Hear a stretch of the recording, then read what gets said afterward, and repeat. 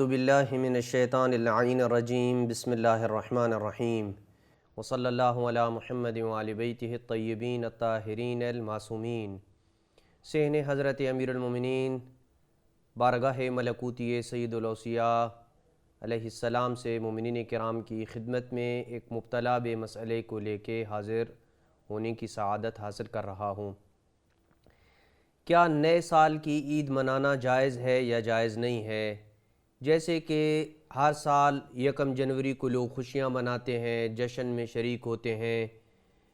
تو کیا اس قسم کی مناسبات میں، جشن میں اور عیدوں میں شریک ہونا جائز ہے یا جائز نہیں ہے؟ جواب یہ ہے کہ کوئی حرج نہیں ہے، بشرط یہ کہ اس قسم کی جو عیدیں ہیں وہ گناہ اور برائی سے خالی ہوں، ان میں کسی قسم کی برائی نہ ہو تو جائز ہے۔ جیسے کہ گانے بجانے کی محفلیں نہ ہوں، یا انسان اس میں شریک ہو اور گانا نہ سنے، یا ڈانس وغیرہ نہ کرے، یا ڈانس وغیرہ وہاں نہ ہو۔ اسی طریقے سے الیاذ باللہ شراب نوشی کی محفل بھی نہ ہو تو جائز ہے، یا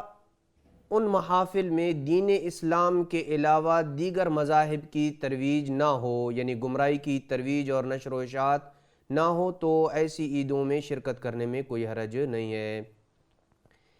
کیا غیر مسلم کی عیدوں میں شرکت کرنا جائز ہے یا جائز نہیں ہے؟ جیسے کہ کرسمس کی عیدوں میں شرکت کرنا مسلمانوں کے لیے یہ جائز ہے یا جائز نہیں ہے؟ جواب یہ ہے کہ اگر یہ عیدیں فسق و فجور اور برائی اور گناہ کی محافل سے خالی ہوں، فسق و فجور بھی نہیں ہے اس میں، برائی اور گناہ وغیرہ بھی نہیں ہے، اور ان عیدوں میں گمراہی کی نشر و اشاعت بھی نہیں ہوتی ہے، یعنی غیر